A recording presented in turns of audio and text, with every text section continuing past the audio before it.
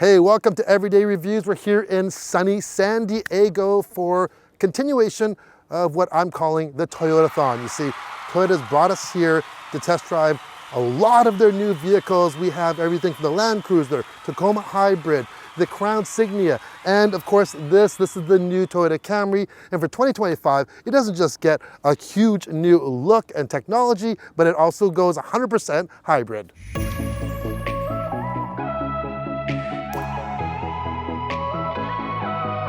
Although this isn't a complete redesign, they changed pretty well everything. The only thing that remains the same on here are the doors, the roof, and the glass, front and rear glass. Everything else is different. So looking at the front end, that's the most catching, and for sure, I love what they've done to these headlamps. They're so sleek with the daytime running lights molded right into it. They just wrap right around.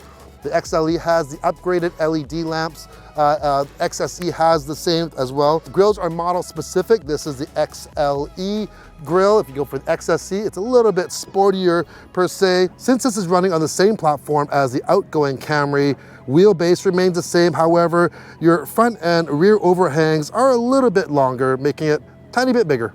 Standard 16-inch wheels. If you go into the XLE, you get 18-inch wheels. The sportier XSE gets 19-inch wheels on it. The rear receives some changes as well, including these C-shaped rear tail lights here. And when you open up the back, this is one thing people kind of overlook. Sedans have a huge trunk. Seriously, it goes so far deep in there.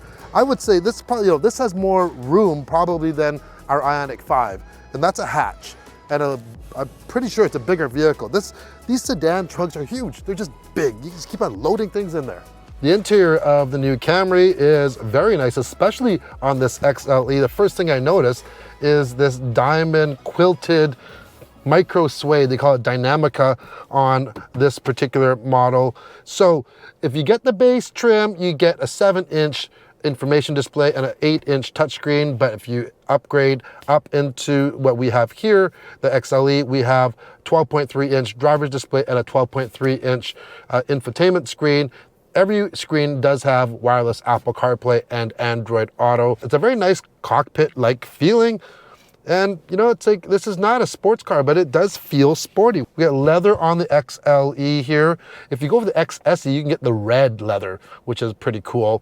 This is also available with the 360 camera. Canadian models get standard heated front seats and heated steering wheel. If you go into the higher trim that we have here, we actually add in ventilation as well. Does this have? No, this does not have heated rear seats, so just had to make sure. But we do have a large panoramic roof on this one. No digital rear view mirror though, but we do have HomeLink for the garage door opener. And this middle console area where you have your drive settings, I like that there's just 3 dedicated buttons: Eco, Normal, Sport. There's no dialing around on here. It's quite slim. They've increased the size of the charging pad for the wireless charging. You have 2 Type C's and 1 Type A here, but this area in front of where your drink holders are, it's actually flows right through. So if you want to have one drink here and maybe you have a tablet or something, that'll fit there. So they've really thought about that very well on the use of space on here. Now, all Camrys come with Toyota Safety Sense 3.0. This is the latest one and has some really good goodies in it, like traffic jam assist.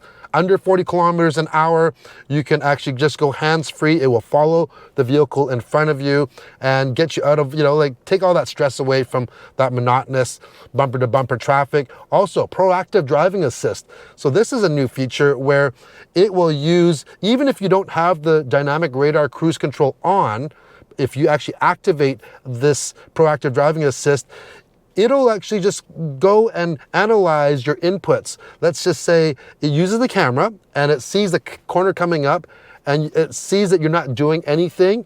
And if it thinks that you're going a little too fast for the corner, it may start initiating some braking for you, or maybe even initiating a little bit of a turn for you. And the nice thing about this system is that you can actually turn it on or off. And so yeah, if you don't want it, don't have it. You don't have to complain that, hey, that sucks, I don't want it. It's there, just turn it off. Gotta try out the back. This is a sedan, right? Plenty of room back here. There's always been a generous amount of room in the back of a Toyota Camry. We have a flip down drink holder there. We have 2 USBs, one type A, one type C. They're still sticking with that type A on here. I don't know if this is a region specific thing. There is a moderate sized hump in the middle here. Normally that's reserved for the driveline to go through, sometimes wiring harnesses, but seeing how this doesn't need a driveline, it's all-wheel drive, but it uses an electric motor for the rear. Maybe in future versions, you'll see that eliminated. So speaking of all-wheel drive, let's drive.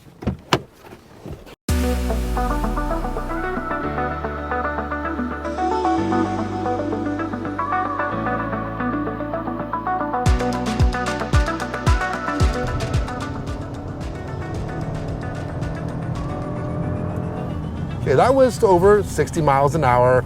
Now under the hood, we now have just an exclusive, like 100% just hybrid option now with the new Camry. There's no other power plant, and it's a 2.5 liter 4-cylinder matched to a hybrid system. It comes in either front wheel drive or all wheel drive. In Canada, we start at the SE, and the SE front wheel drive actually has 225 horsepower, which is up 17 horsepower from the outgoing model. But this thing really sips fuel though.